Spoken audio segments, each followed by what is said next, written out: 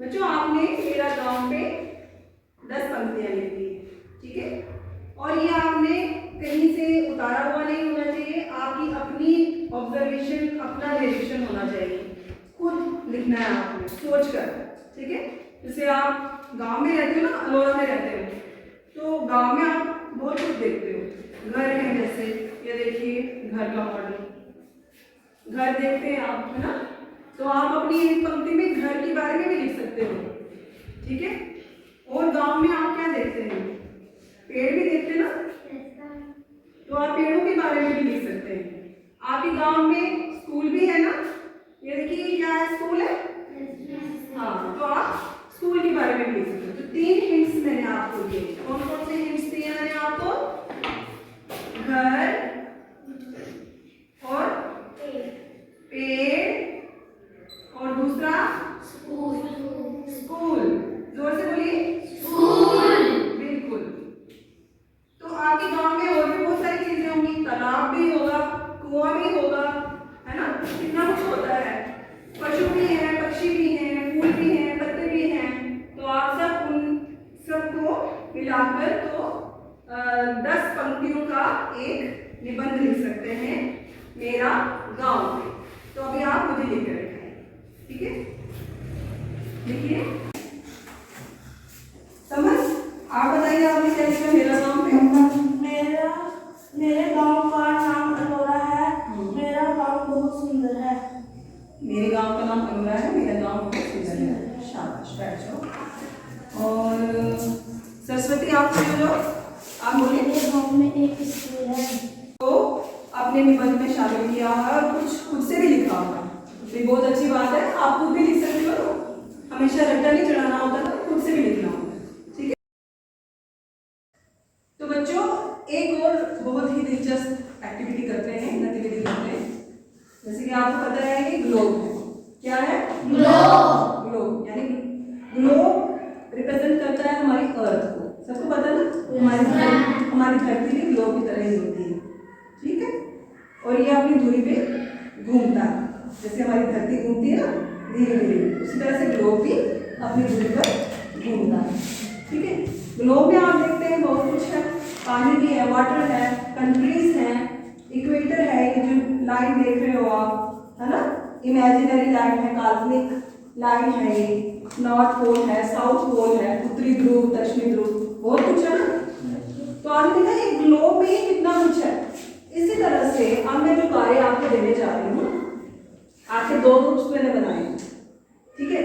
आपने अपने अपने ग्रुप में लिखना है कि हाउस में क्या क्या होता है। जैसे ये मॉडल क्या है, किसका मॉडल है, हाउस का मॉडल है ना, हाउस यानी घर। तो हाउस में आप देखते हैं बहुत कुछ होता है। तो अब आप मुझे 20 शब्द लिख के बताइए हाउस में क्या क्या होता है। और इस कार्य में आप एक दूसरे की हेल्प भी ले सकते हैं, ठीक है, एक दूसरे से पूछकर लिख सकते हैं। कोई एक लिखे, आपके ग्रुप में से भी कोई एक लिखेगा हाउस में क्या क्या होता है, हिंदी में लिखिए। और आप भी फिर उस एक स्टूडेंट से मैं पूछूंगी कि आपने क्या क्या लिखा है। तो आपके ग्रुप का रिप्रेजेंटेटिव लीडर बना रही हूँ मैं आपको, और आपके ग्रुप का लीडर बना रही हूँ मैं आपको। तो आप बाकी सबसे पूछ के तो उस पर अपनी अपनी लेखन पुस्तिका पर लिखेंगे, ठीक है, समझ में आ गया। लिखिए, योर टाइम स्टार्ट्स नाउ।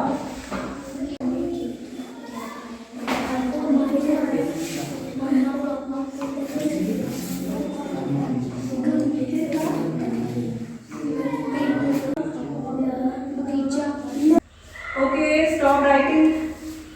चलिए आप मुझे बताइए समर, आप सबसे पहले आपने क्या क्या लिखा हुआ है घर के बारे में। दरवाजा, खिड़की, गेट, किचन, बेडरूम।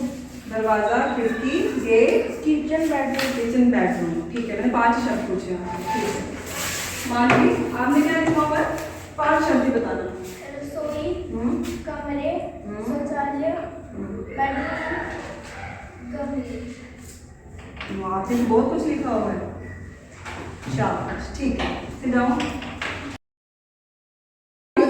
अच्छा बच्चों, जब मैंने आपके 2 ग्रुप्स बनाए थे तो आपको एक हाउस दिखाया था ना, घर दिखाया था, और आपको कहा था कि उसके बारे में आप बताइए, कुछ शब्द लिखिए कि उसमें कौन कौन से शब्द आ सकते हैं, एक घर में कौन कौन सी चीज़ें होती हैं या शब्दों के बारे में आप लिख सकते हैं।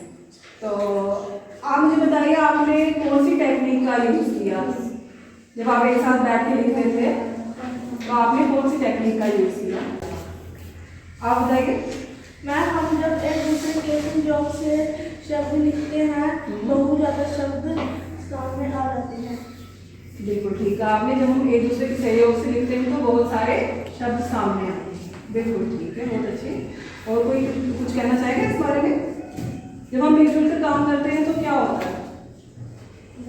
बहुत शब्द आ जाते हैं सामने। और क्या आता है? और क्या हमें समझ में आता है? कुछ ज़्यादा समझ में आता है या कम आता है?